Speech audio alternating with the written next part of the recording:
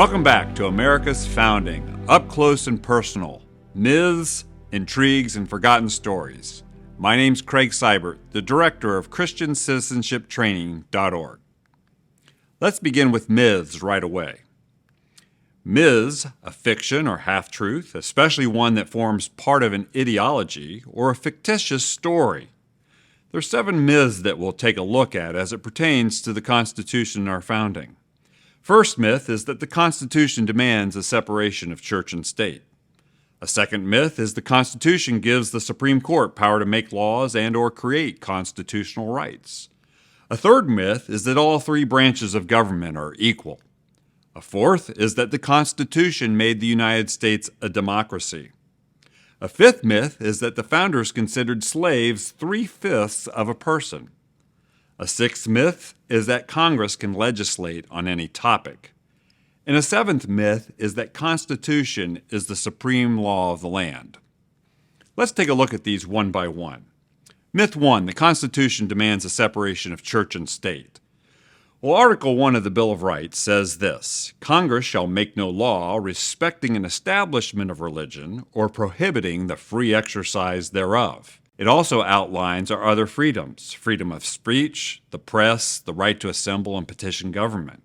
Nowhere in this First Amendment language do we see the language separation of church and state. What we see is that Congress shall make no law respecting an establishment of religion or prohibiting the free exercise thereof.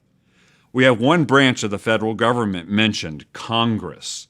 Let's take a look at what this really means. Congress, well, if no laws are allowed to be passed by Congress, there is no law to be enforced by the president, or no law to be interpreted by the courts. This means the federal government was to have no jurisdiction in areas concerning the free exercise of religion. This was left to the states, cities, and local communities. Let's take a look at the second myth. The Constitution gives Supreme Court power to make laws and/or create constitutional rights. The truth is that Congress makes laws, the President enforces laws, and the Supreme Court applies laws. So nowhere in this construction do we see that the Supreme Court is to do anything rather than apply the law. Myth 3. All 3 branches of the government are equal. The truth is that the legislative authority necessarily predominates, as James Madison said in Federalist 51. And if I were to visually present this, I would show Congress as the most important and larger body of importance, the President as less so, and the Supreme Court as least so. The founders believed that the legislative body or Congress was most important because it was closest to the people. Thomas Jefferson said this about the Supreme Court: to consider the judges as the ultimate arbiters of all constitutional questions is a very dangerous doctrine indeed, and one which would place us under the despotism of an oligarchy. An oligarchy, you say? Yes, a rule of the elites, which we have much of today. Myth 4. The Constitution made the United States a democracy. The truth is, we have a republic. When Benjamin Franklin was asked what members of the Constitutional Convention were creating, he replied, "A republic, madam, if you can keep it." Well, a republic versus a democracy are very different things. In a republic, we'll find that it's based on a fixed moral law. It's based on limited government. Property rights are secure. There's liberty, and there's a stewardship of resources. In a democracy, it's based on arbitrary law, centralized government, taxation to fund government programs, license, and collectivism. In fact, some people might call this a mobocracy. Myth 5. The founders considered slaves 3/5 of a person. Well, it turns out this was not a statement of personhood, but of representation. It was a way to limit slave-holding states' power. First, the idea was to stop the expansion of slavery, and then ultimately to get a movement going to get rid of slavery. Frederick Douglass saw it this way, and he said this: "Take the Constitution according to its plain reading, and I defy the presentation of a single pro-slavery clause in it. Interpreted as it ought to be interpreted, the Constitution is a glorious liberty document. Myth 6, Congress can legislate on any topic. Well, the truth is, Congress has only 18 designated categories that they can make laws on, and we'll take a greater look at this in a future lesson. But those categories are such things as taxation, money borrowing, trade, money coining, the post office, and our military. These are things that Congress has authority to legislate on, and it's these 18 categories. Myth 7, the Constitution's the supreme law of the land. Well, Article 6, Section 2 does say that the Constitution's the supreme law of the land and laws that conform to it. And this is an important phrase. Jefferson teases this out for us and its meaning. He says that whensoever the general government assumes undelegated powers, its acts are unauthoritative, void, and of no force. What is he saying there? What he's saying is that when the federal government exercises a power it does not have a right to exercise, it is unconstitutional. And the states have a right, and even a duty, to declare that it's unconstitutional. The 10th Amendment in the Bill of Rights says this: the powers not delegated to the United States by the Constitution nor prohibited by it to the states are reserved to the states and respectively or to the people. And so we see this theme that debunks this myth. So these are myths for you to look out for as we go through the rest of this constitutional studies program.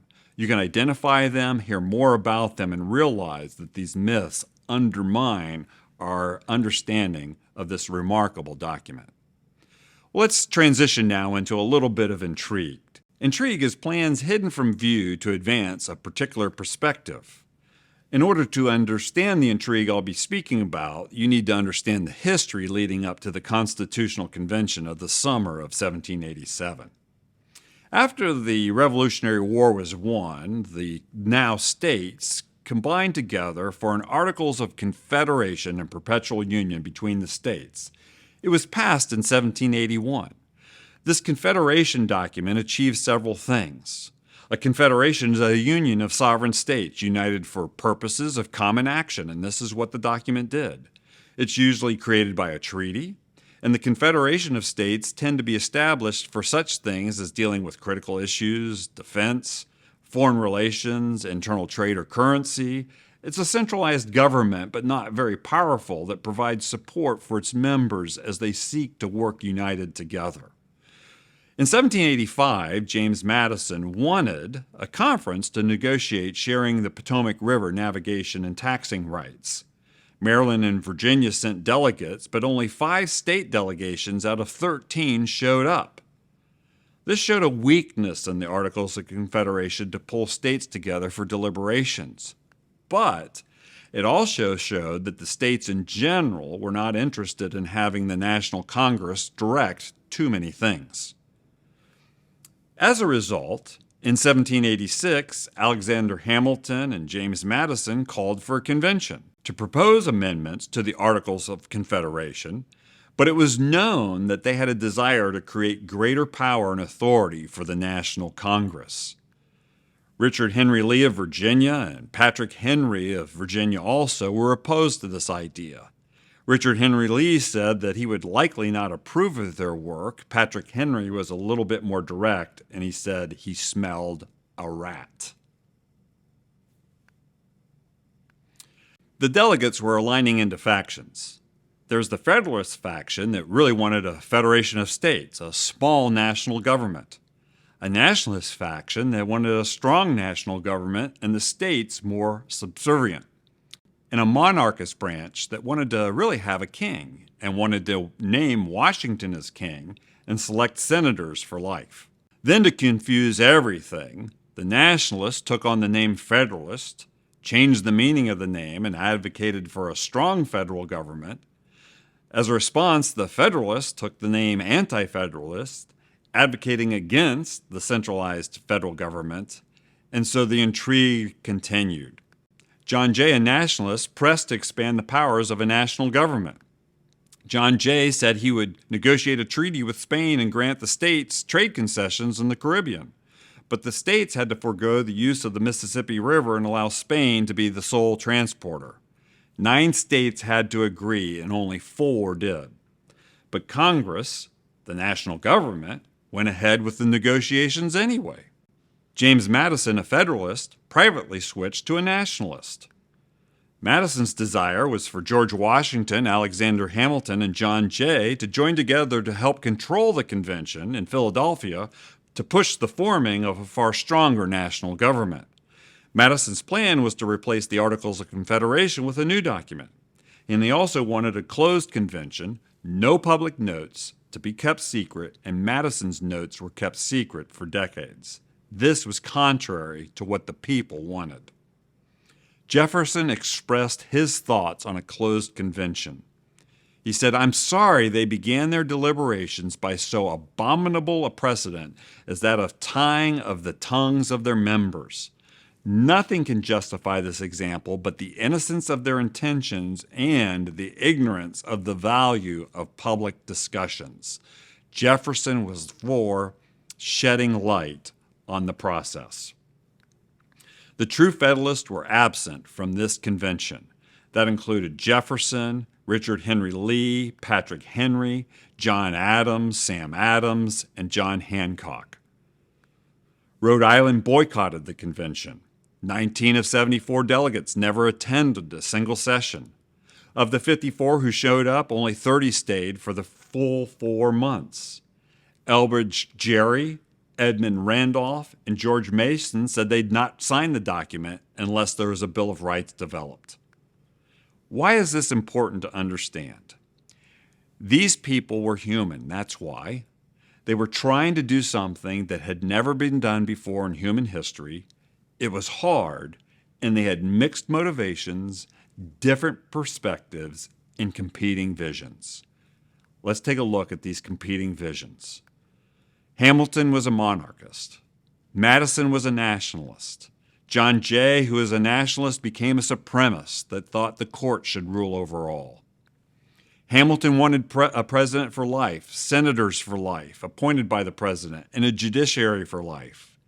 Madison wanted federal veto of state laws and the Navy to be used against states that didn't comply.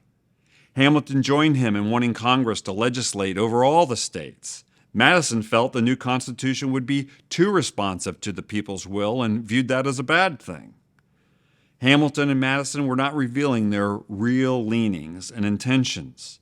They wanted the federal courts to be a national power overall, including the states. James Madison promised Jefferson they'd try to work without a Supreme Court, but at convention, Madison supported that courts should be involved in legislation and quickly moved under Washington to seat the court. Governor Edmund Randolph, who was there, came as a Federalist into the convention but switched to a nationalist. When Randolph was asked what supreme meant, he answered that the states should yield when in conflict with the federal government. The nationalists were having significant influence at the start of the convention. These competing visions eventually caused everything to just get bogged down and grind to a halt. At that point, we had a true miracle. As the elder statesman of the Constitutional Convention, Benjamin Franklin stood up and said these immortal words. In the beginning of the contest with Great Britain, when we were sensible of danger, we had daily prayer in this room for divine protection. Our prayers, sir, were heard, and they were graciously answered. All of us who were engaged in the struggle must have observed frequent instances of superintending providence in our favor. To that kind providence, we owe this happy opportunity of consulting in peace on the means of establishing our future national felicity. And have we not forgotten that powerful friend? Or do we imagine we no longer need his assistance? I have lived, sir, a long time, and the longer I live, the more convincing proofs I see of this truth, that God governs in the affairs of nations, in the affairs of men. And if a sparrow cannot fall to the ground without his notice, is it probable that an empire can rise without his aid?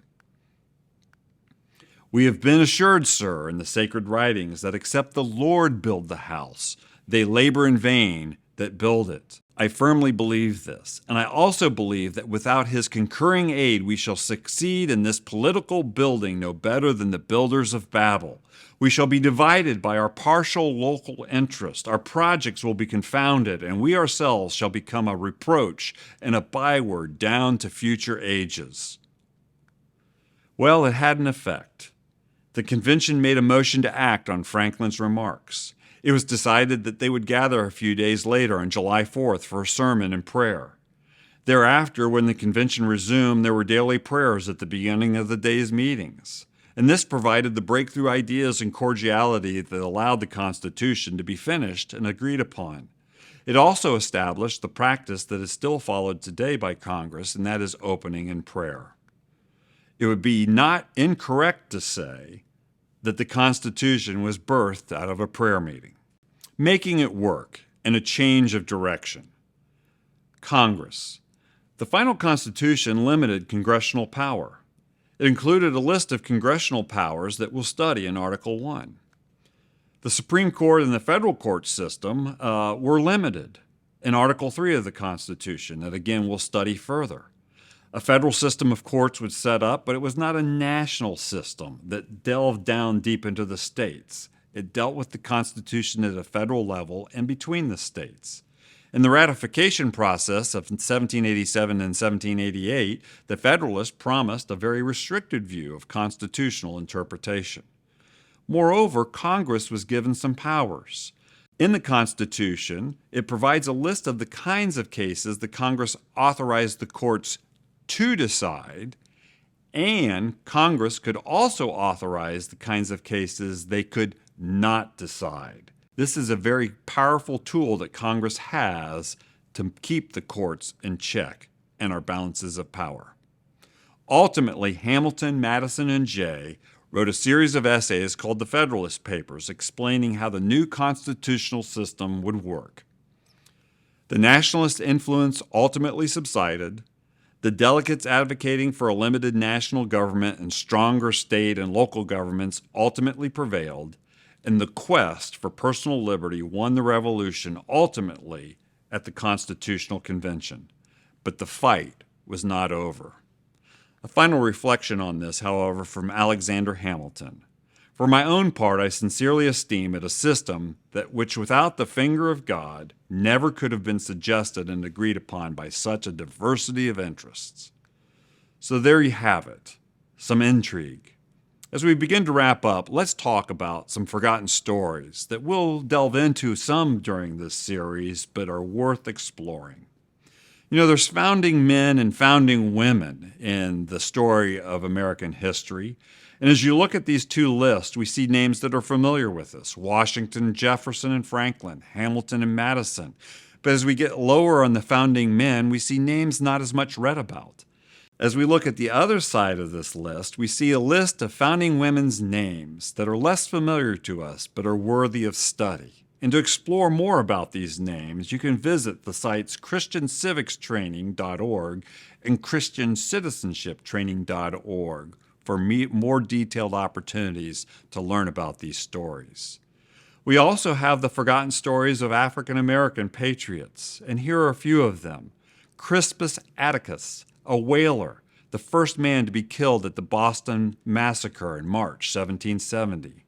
Peter Salem, a Minuteman that rode the same night as Paul Revere in April 1775. Prince Estabrook, part of Reverend Clark's congregation that fought at the Battle of Lexington, April 19, 1775. Salem Poor, a hero at Bunker Hill who picked up one of the last weapons with munitions in it and killed a British officer to win the day at Bunker Hill, and he was celebrated as a hero. Prince Whipple, depicted in Washington's crossing of the Delaware, was close to Washington and worked within his realm. And then finally, James Armistead, a man born into slavery, becoming an educator and ultimately a spy that infiltrated British lines at the Battle of Yorktown and saved the day and helped win the battle at Yorktown. And so as you look at this list, you see at the beginning of the American Revolution, possibly the first patriot killed in the American Revolution was an African American patriot. And one of the last people involved in the Battle of Yorktown, also the same, James Armistead, an African American patriot. And to learn more about these legends and those that are working with the ethnic communities to a better understanding of our American history, the Frederick Douglass Foundation at fdfnational.org is a place to look. Some final thoughts. George Washington said this in his inaugural address on April 30th in 1789, the very day that the federal Constitution was put into operation. No people can be bound to acknowledge and adore the invisible hand which conducts the affairs of men more than the people of the United States.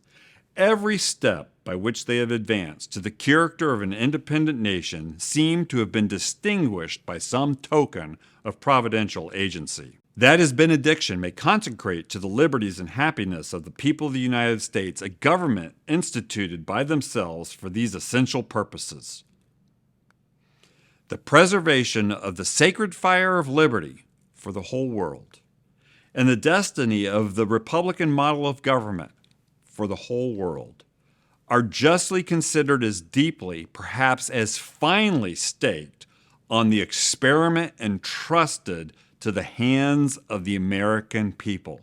Friends, this is the American experiment. And as we remember Franklin's remark, this is a republic, madam, if you can keep it. My name's Craig Seibert, Director of ChristianCitizenshipTraining.org. Thanks for listening.